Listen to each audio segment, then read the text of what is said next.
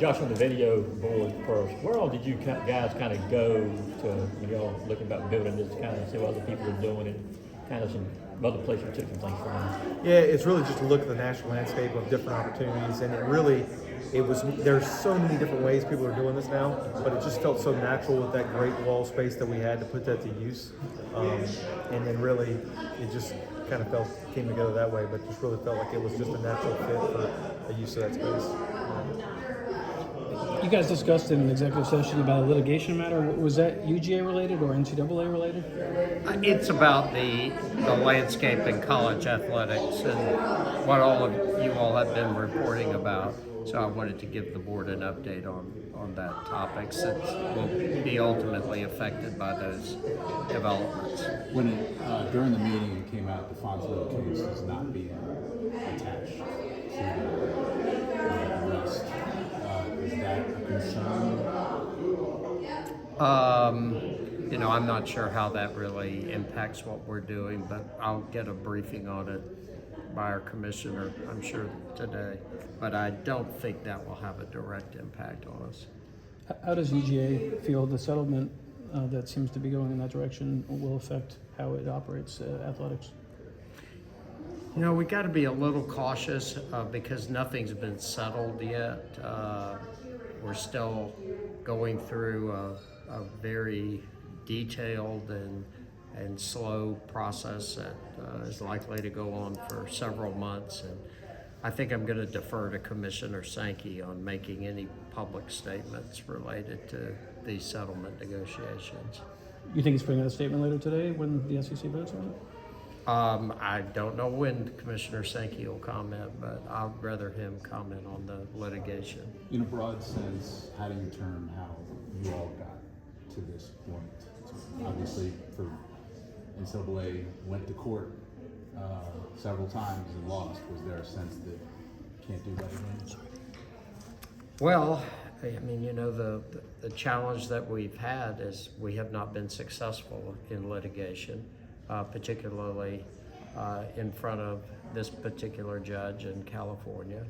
And I trust the collective judgment of individuals like Commissioner Sankey and President Charlie Baker at the NCAA and others that have been guiding us on where we need to go at this point.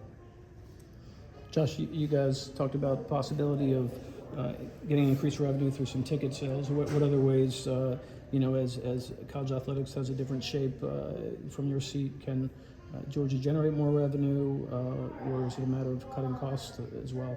You got to pull every lever, right? So it's just like you will with your own personal finances. We're going to try to find ways to grow revenue, whether it's through a multimedia rights partner, where there's some future revenue gains through TV contracts with the CFP.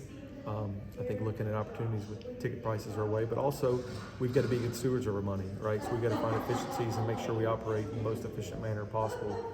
That's incumbent upon us. So you can't always just think the answer to everything is just generate more revenue. You got to look at yourself and say, where can we be more efficient while still providing a first-class experience for student athletes? That maybe cuts to how staff operates or things like that as well. Do you anticipate asking for a possible ticket increase in the fall and things like that? Potentially, but there's still more work to be done right now. Where I want to make sure before we do anything, if you've noticed the way I operate is we don't like to just do things on a whim. We like to be very studied and measured before we do it. So still got some work to do to measure that and make sure we have the right plan that we think is fair and equitable. The facilities presentations there, you've obviously done a lot with facilities. With this new era, are we kind of out of the era of building facilities just for facilities? Will there be a need for it to be that's been money I think that's been a very common statement from a lot of athletic departments that the days of building are going to slow down. I do anticipate that as revenues get shifted. That's a very good possibility. That's why I'm glad we were able to get so much done these last few years, and now to get us caught up to where we're in a great position facility-wise. But I do anticipate that the era of building will slow down. On the video board again, the graphic is incredible.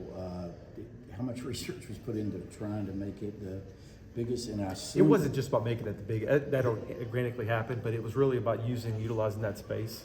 And we would like to start it earlier, but the video board is gonna require some HVAC components to cooling, so we had to take a little more time to plan it. So the construction of that will begin next spring, so. And there's still some planning to be done on all that. Yeah, so. I was gonna say, did I miss, is there a funding request? I mean, what is this gonna cost? Is there a funding request in for that, or is that being discussed yet? Yeah, that's in the works right now, so.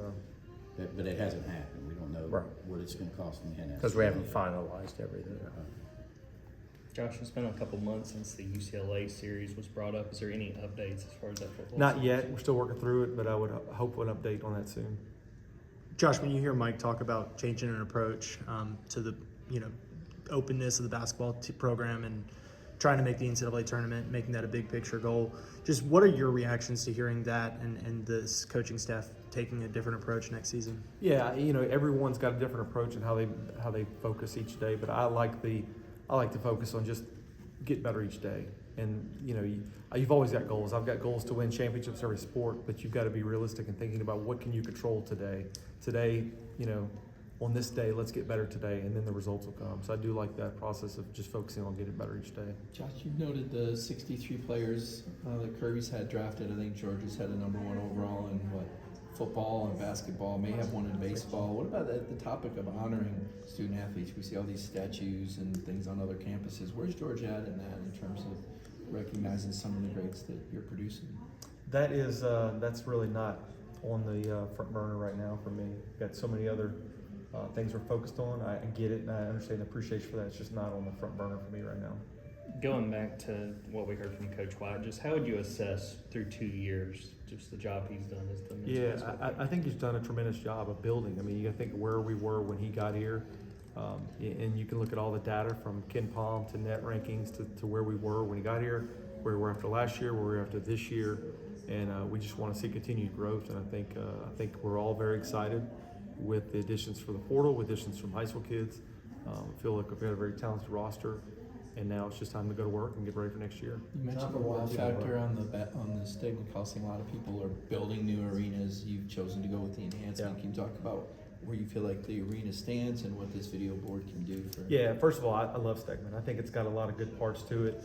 The cost of building a new arena, you have to understand today's dollars, would be astronomical. It wouldn't be a good use of funding for a lot less, for a fraction. We can keep doing, we've added another renovation. The amount we put into it is nowhere near what it would take to build a new arena of that size. And look, I talk to peers, I talk to other coaches, talk to other ADs who come into Stegman and go, this place looks amazing. And I think this next evolution with the video board and the lights and the sound is going to make it one of the premier facilities in the country.